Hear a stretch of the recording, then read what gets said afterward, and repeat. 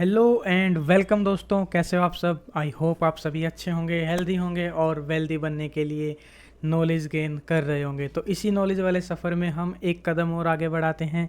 आज की वीडियो हमारी रहने वाली है निफ्टी के बारे में। ध्यान रखना, निफ्टी के बारे में क्यों रहने वाली है। अब बोलोगे कि हम कंपनी स्पेसिफिक क्यों नहीं जा रहे। कंपनी स्पेसिफिक क्यों नहीं जा रहे वो भी मैं बताता हूँ। क्योंकि निफ्टी जो है एनएससी की टॉप 50 कंपनीज़ को रिप्रेजेंट करती है। टॉप 50 मतलब जो वैल्यूएशन के हिसाब से बहुत अच्छा परफॉर्म कर रही हैं, उनकी बात कर रहा हूँ। कैपिटलाइजेशन जिनकी काफ़ी अच्छी है। अब यहाँ पे देखना और भी बाकी क्राइटेरिया होते हैं निफ्टी 50 में आने के लिए, सिर्फ यही नहीं होता, बट वो टॉप की कंपनीज होती हैं, ये ध्यान रखना। यहाँ पे बहुत सारे चार्ट्स आपको दिखाई दे रहे होंगे, बट डोंट वरी, डरना नहीं है, चार्ट को लेके बिल्कुल भी नहीं डरना। हम सिर्फ और सिर्फ ये निफ्टी का चार्ट डिस्कस करने वाले हैं। ये चार्ट्स इसलिए मैंने खोले हुए हैं कि आपको पता लगे कि शेर खान में ये फैसिलिटी भी है कि आप मल्टीपल चार्ट्स ओपन कर सकते हो, और वो भी बिना लिमिट के। ठीक है, जितने चार्ट्स आप चाहो उतने ओपन करो। प्लस इसका इंटरफेस मुझे बहुत अच्छा लगता है, इसलिए आप चाहो तो शेर खान में अकाउंट ओपन कर सकते हो। डिस्क्रिप्शन में मैंने लिंक डाल दिया है।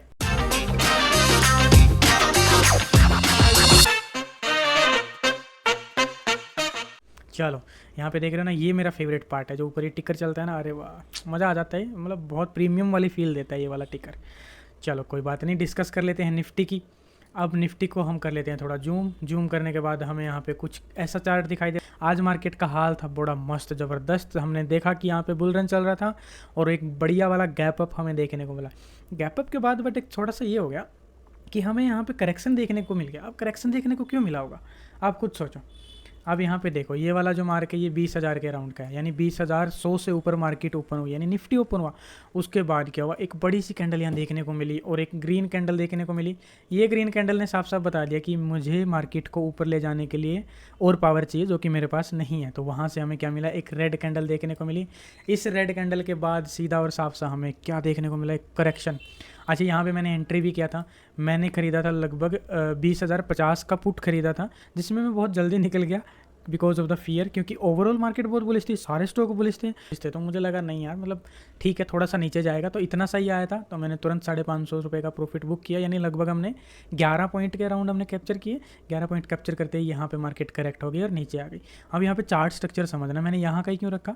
यहाँ का मैंने इसलिए रखा कि मुझे बहुत ज़्यादा लालच नहीं था आज मार्केट से, क्योंकि जब ओपन हुआ गैप अप तो डेटा बहुत कंसोलिडेटेड टाइप था। मतलब पुट भी और कॉल भी दोनों सेम ही नज़र आ रहे थे। फिर ऐसा क्या हो गया, फिर देखो सीधी सी बात है, जब भी मार्केट एक ऐसे लेवल पे पहुंचती है जहाँ पे बहुत तगड़ा रेजिस्टेंस हो सकता है, ऐसा लेवल जो सबके माइंड में बैठा हुआ है ना साइकोलॉजी लेवल बोल देते हैं इसको। तो 20,000 20,000 20,000, तो मार्केट आज देखा भी होगा, थीम भी देखी होगी, जी बिजनेस पे तो 20,000 की थीम ही चला रखी थी। तो ऑब्वियस सी बात थी, एक करेक्शन, एक प्रॉफिट बुकिंग तो आना ही था। तो वो मुझे इतना नहीं था कि एकदम इतना आएगा, मतलब ओपनिंग टाइम पे इतना आएगा, बट वो ओपनिंग टाइम पे ही इतना आया। और यहाँ पे जब ये बन रहा था तब मैंने ग्रुप में भी अपडेट कर दिया था कि अब मार्केट थोड़ा बाउंस बैक मारेगी। फिर नीचे गई, फिर बाउंस बैक मारा। अब यहाँ पे देखो, यहाँ पे सेटअप कितने बन रहे हैं, आप देखो। सेटअप की बात करते हैं, एक एक चीज़ समझना। मैंने, क्योंकि जैसा मैंने आपसे प्रॉमिस किया था कि मैं एक एक चीज़ समझाने की कोशिश करूँगा, चार्ट को समझना कैसे है, देखना कैसे है। ठीक है, तो यहाँ पे देखो, यहाँ पे क्या हुआ, मार्केट गिरी, एकदम गिरी। ठीक है, यहाँ पे मार्केट का मोमेंटम था। अब बहुत सारे लोगों ने क्या किया होगा, जो रिटेल ट्रेडर हैं, बेसिकली उनकी बात करता हूँ मैं, जो नए नए बिगनर्स आते हैं, और अरे मार्केट गिर गई, मार्केट गिर गई, मतलब अब तो पूरा गिरेगी, बिल्कुल ही गिर जाएगी। कभी भी नहीं देखना, ये नहीं देखना होता कि मार्केट अभी में कितना गिर गई एकदम। पहले उसको पीछे से एनालाइज करो। पीछे की एनालिसिस देखोगे तो मार्केट बुलिश है, यानी बुलिश मार्केट में आपको शॉर्ट साइड में लंबे टाइम के लिए नहीं बैठना है। इंट्राडे में भी मतलब पूरा दिन शॉर्ट साइड के लिए मत बैठो, एक सिलेक्टेड टाइम पीरियड के लिए बैठो, उसके बाद उस ट्रेड से निकल जाओ, सीधा सा हिसाब होता है। उसके बाद ये गिरी, डबल बॉटम बनाया। अब हमें यहाँ पे सेटअप देखना है, कब कौन सा सेटअप बन रहा है। देखो यहाँ पे जब खुलते ही हमें कौन सा सेटअप देखने को मिला, यहाँ पे हमें मिला बियरिश हरामी की confirmation. Then I entered. Bearish harami क्यों बोला, अब बोलोगे यहाँ तो गैप है यार, गैप में थोड़ी ना होता है। देखो गैप हो चाहे कुछ हो, ये ध्यान रखना है कि मार्केट कितना भाग रही है। ठीक है, अब पीछे का देखोगे तो रेगुलरली ग्रीन कैंडल देखने को मिल रहा है, कम से कम 6-7, मैंने जहाँ तक ध्यान है डेली वेज पे। अब ऑब्वियस सी बात थी, इतना गैप, यानी लगभग 90 पॉइंट्स का गैप ओपन हुआ, तो एक करेक्शन तो हल्का सा तो बनता ही बनता था। यहाँ पे करेक्शन हुआ तो हमारा एक सेटअप तो डेफिनेटली यहाँ पे हमारी क्या बन रही थी, एंट्री बन रही थी। ठीक है, स्टॉप लॉस कहाँ का बन रहा था, जो बिल्कुल कम रिस्क लेना चाहते हैं वहाँ पे एग्जिट यानी स्टॉप लॉस बन रहा था, या फिर मैं इसको SL कह सकता हूँ, ठीक है। और यहाँ पे बेसिकली मैंने टारगेट इतना ही रखा था, क्योंकि बुलिश मार्केट में कभी भी बहुत बड़ा टारगेट नहीं रखना होता, ठीक है। मार्केट बियरिश होती, गैप अप खुल जाती तो हम बड़ा टारगेट रख सकते थे। मार्केट बुलिश है, गैप अप खुली है, एक करेक्शन के बाद डेफिनेटली होल्ड आउट करेगी। उसके बाद हमें देखने को मिला कि यहाँ पे इसने डबल बॉटम बनाया। तो इस डबल बॉटम पे यानी इस कैंडल पे कन्फर्मेशन में देखो ये डबल बॉटम, ये वैसे मैंने पहले ही मार्क कर रखा है, इसको मैं भी बताता हूँ। इस कैंडल पे हम एंट्री ले सकते थे, हालांकि मैं इस कैंडल पे थोड़ा सा मेरी तबीयत ख़राब थी तो मैं तो सो गया था, टू बी वेरी ऑनेस्ट, मुझे नींद आ गई थी, मतलब मैंने दवाई ली तो मैं लेट गया था, इसलिए मैंने यहाँ पे ट्रेड तो नहीं किया। तो ये ऊपर गया, ऊपर हमने स्लोली देखा। अब देखोगे कॉल इतना फास्ट नहीं पड़ा होगा यहाँ पे, अगर कॉल ऑप्शन देखोगे तो वो फास्ट नहीं पड़ा होगा। अब यहाँ पे जब देखोगे तो कि ये एक ट्रेंड लाइन है लगभग जो बनी और यहाँ पे ब्रेक हो गई, तो आप यहाँ पे एक एंट्री कर सकते हो, ठीक है। यहाँ पे एंट्री, यहाँ पे SL और डेफिनेटली लगभग यहाँ का टारगेट, लगभग, क्योंकि ध्यान रखना, क्योंकि यहाँ डबल बॉटम बना है, तो जब भी डबल बॉटम बनता है तो चांसेस होते हैं कि वहाँ पूरा ना जाए, एक बार रिवर्स के बाद बेशक चला जाए बट पूरा नीचे ना गिरे मार्केट, ठीक है। तो यहाँ का हमारा लगभग टारगेट हो सकता था। दूसरी ट्रेड समझ में आई। तीसरी ट्रेड जो मैंने की, जब मैं उठ गया था और मैं खाना खाने गया हुआ था, जैसे कि मैंने ग्रुप में भी शेयर कर दिया था, आप जो ग्रुप में हैं उन्होंने देख लिया होगा, तो मैंने ग्रुप में भी शेयर किया था कि मैंने तो मोबाइल से ही ट्रेड कर लिया था उस टाइम तो मैं सेटअप मतलब सिस्टम पे ही नहीं बैठा था। तीसरी ट्रेड मुझे यहाँ पे दिखी कि मैंने देखा अरे मार्केट तो गिर गई। मार्केट गिरने के बाद मैंने देखा कि यहाँ पे ये कैंडल बनी रही थी उस टाइम पे, यहाँ पे ये वाली कैंडल बन रही थी, ये बनी तो मैंने यहाँ पे एंट्री की और यहाँ सिर्फ एक कैंडल का टारगेट रखा था, जिसमें मुझे लगभग 11 पॉइंट मिले और 605 रुपये का अराउंड प्रॉफिट मिला था मुझे, ठीक है। तो यहाँ पे बस एक स्कैल्प मैंने किया था, इसमें बड़ा स्टॉप लॉस नहीं रखा था। मैं बता देता हूँ, 82 पे मैंने एंट्री की थी, पुट था वो 2000 का पुट था, सॉरी 20,000 वाला पुट था। 82 पे एंट्री की, 75 का स्टॉप लॉस रखा और 93 के अराउंड मैंने प्रॉफिट बुकिंग कर ली थी, ठीक है। तो यहाँ पे क्विक स्कैल्पिंग की थी। उसके बाद यहाँ पे देखो कितनी कंसोलिडेशन हुई, गिरा उठा, उठने के बाद एक यहाँ पे कैंडल दी। अब कुछ लोगों ने यहाँ पे एंटर किया होगा बट उन्हें अच्छा प्रॉफिट नहीं मिला होगा, जिसने स्कैल्प किया होगा उसको अच्छा प्रॉफिट मिला होगा, ठीक है। तो यहाँ पर फिर देखो एक अच्छा बेस बन गया। अब ये तो हो गया आज का चार्ट डिस्कशन। अब शायद वीडियो थोड़ी लंबी हो गई बट मैं चाह रहा हूँ कि एक चीज़ क्यों ना डिस्कस की जाए यार। जब तक हम कैंडलस्टिक को प्रॉपर डिस्कस नहीं करेंगे, प्रॉपर समझेंगे नहीं, तब तक कैंडलस्टिक या प्राइस एक्शन चार्ट नहीं समझ में आएगा। आप देख सकते हो कोई इंडिकेटर मैं यूज़ नहीं करता हूँ, सिर्फ और सिर्फ प्राइस एक्शन यूज़ करता हूँ और इसमें तो वॉल्यूम भी नहीं दिखाई देती है, ठीक है। हाँ, उसके साथ ध्यान रखना अगर ऑप्शन ट्रेडिंग कर रहे हो तो आपने देखा मल्टीपल चार्ट्स खुले हुए थे, तो और चार्ट्स को भी मैं ध्यान रखता हूँ जो हाई पावर स्टॉक्स हैं उनको बेसिकली। अब यहाँ पे हमें इतना आज वाला सेटअप तो समझ में आया कि यहाँ पे 2-3 ट्रेड हमारी बढ़िया वाली बनी थी, ठीक है, जिनमें से मैंने 2 एग्जीक्यूट किया, एक मुझसे रह गया। हालांकि मैं इसमें पहले निकल गया, मुझे थोड़ा सा अफसोस हुआ, डेफिनेटली किसको नहीं होगा जब प्रॉफिट बड़ा हाथ से निकल जाए, सबको ही होता है।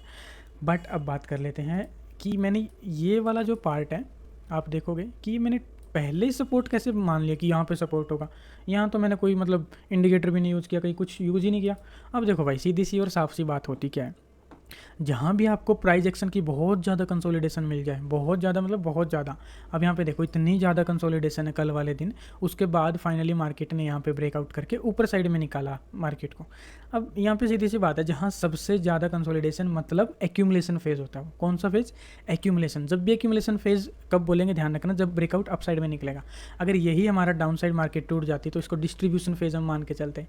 तो इस एक्यूमुलेशन फेज़ में ऑब्वियस सी बात है कि जो बुलिश लोग थे उन्होंने काफ़ी एक्यूमुलेट किया, कुछ यहाँ पे प्रॉफिट बुकिंग हुई बट कुछ लोगों ने और ज़्यादा अपनी पोजीशन क्रिएट की, जिसकी वजह से मार्केट यहाँ पे गैप अप भी ओपन होती हुई हमें दिखाई दी। अब डेफिनेटली ये वाला जो एरिया था एक्यूमुलेशन फेज़ वाला, जहाँ पे इतने लोगों की सांसें अटकी हुई थी, यही बोलूँगा सांसें अटकी हुई थी ना, यहाँ पे तो ऑब्वियसली एक पुल बैक आना ही था। तो जब यहाँ मार्केट गिरी थी, ये वाली कैंडल बन ही रही थी, तभी मैंने एक मैसेज भी कर दिया था ग्रुप में कि एक रिवर्स हमें देखने को मिल सकता है शार्प। वही देखोगे 3 कैंडल का एक शार्प रिवर्स देखने को हमें मिला भी, ठीक है। तो ऐसे हमेशा ड्रॉ करना चाहिए। अब देखो ये तो कल की बात हो गई है ना, अब आज की बात करते हैं कि आज कहाँ पे एक्यूमुलेशन फेज़ बन रहा है कि नहीं बन रहा है ना। आज का भी तो देखना है हमें, क्योंकि कल ट्रेड करना, आज तो मार्केट बंद हो गई है।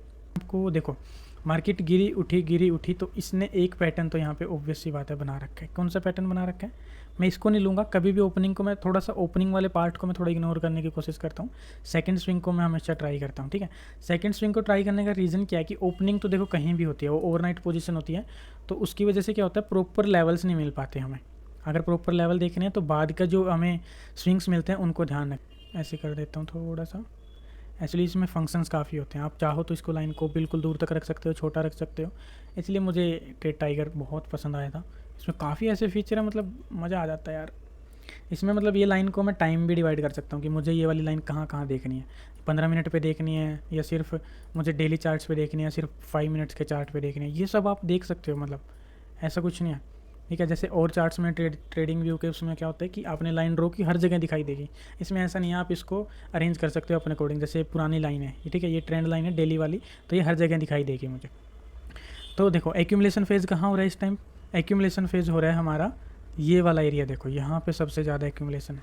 अब यहाँ पे देखो इंडिकेटर भी लगता है, एक इंडिकेटर भी होता है, ठीक है, वॉल्यूम प्रोफाइल के नाम से इंडिकेटर होता है ट्रेडिंग व्यू में। अगर उसमें चलाओगे आप वॉल्यूम प्रोफाइल डालना, ठीक है, बट स्पोर्ट चार्ट पे वो नहीं लगता, फ्यूचर वाले चार्ट्स पे लगते हैं वो, ठीक है, ये ध्यान रखना।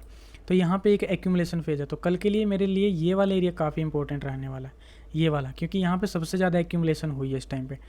कभी भी देखना ऑप्शंस में या किसी में भी ऐसा नहीं होता कि बिल्कुल एग्जैक्ट वही सपोर्ट एरिया काम करेगा, तो एक रेंज होती है कि वो रेंज की सपोर्ट है। कभी भी ये नहीं कि भाई अच्छा 19,900 पे सपोर्ट है तो 900 पे सपोर्ट है, ऐसा कभी भी नहीं होने वाला, ठीक है। वो टूटेगी भी, और वो नहीं, अगर टूटेगी तो वो नीचे तक भी जा सकता है बेसिकली। हमेशा एक एरिया को समझो, एक एरिया को समझोगे तो ज़्यादा चीज़ें समझ आएंगी, ठीक है।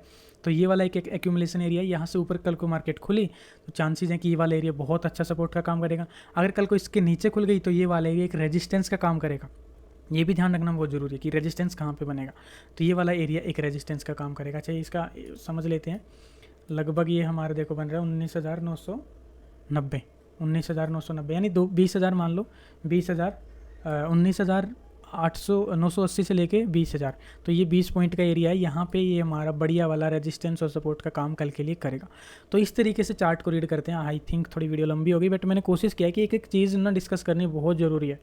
पहले मैं क्या करता था, मैं बस छोटी सी वीडियो बना देता था कि क्यों, किस चक्कर में कि अरे लोग कम देखते हैं, नहीं, जिसको सीखना है वो लंबा भी देखता है, और जो यहाँ तक वीडियो में बना हुआ है डेफिनेटली उसको सीखने की चाह है और मार्केट में कुछ अच्छा करने की चाह वो रख रहा है, ठीक है। बाकी शेर खान में अकाउंट ओपन करो, लिंक मैंने डिस्क्रिप्शन में डाल दिया है। जब आपका अकाउंट ओपन होगा तो पर्सनल गाइडेंस आपको मिलेगी, ठीक है, फुल सपोर्ट मिलेगा, 24 आवर्स सपोर्ट मिलेगा, जहाँ भी जो भी दिक्कत होगी मैं सपोर्ट करूँगा आपको, ठीक है। सबसे अच्छी चीज़ शेर खान में मुझे पता है क्या लगती है, जो यहाँ पर देख रहा होगा वीडियो को, कि भाई इसमें बिना स्टॉप लॉस के तुम ट्रेड नहीं कर सकते। अब बोलोगे ये क्या बात है, यही बात है, बिना स्टॉप लॉस के आप ट्रेड ही नहीं कर सकते। ऑप्शंस की बात कर रहा हूँ, ध्यान रखना, इक्विटी में कर सकते हो, ऑप्शंस में, जो कि बहुत अच्छी बात है। भाई स्टॉप लॉस डलेगा, कैपिटल बचेगी, बिगनिंग अगर बिगनर लेवल्स हो तो कैपिटल जाएगी बिना स्टॉप लॉस के। मैंने लॉस किए हैं बड़े बड़े, मैं जीरो में ट्रेड करता था, मैं स्टॉप लॉस ही नहीं लगाता था, अरे नहीं नहीं नहीं नहीं मार्केट तो ऊपर जाएगी और मार्केट नीचे थाली में पड़ी होती थी। तो ये चीज़ बहुत अच्छी है, ठीक है। बाकी इसमें बहुत सारे फीचर्स हैं, वो आपके साथ धीरे धीरे डिस्कस करते चलेंगे। आज के लिए इतना ही करते हैं। आई होप आपको कुछ अच्छा समझ आया होगा, कुछ अच्छा लगा होगा, सीखने को मिला होगा। My name is Sandeep, we are from Symphrin, और जय हिंद दोस्तों।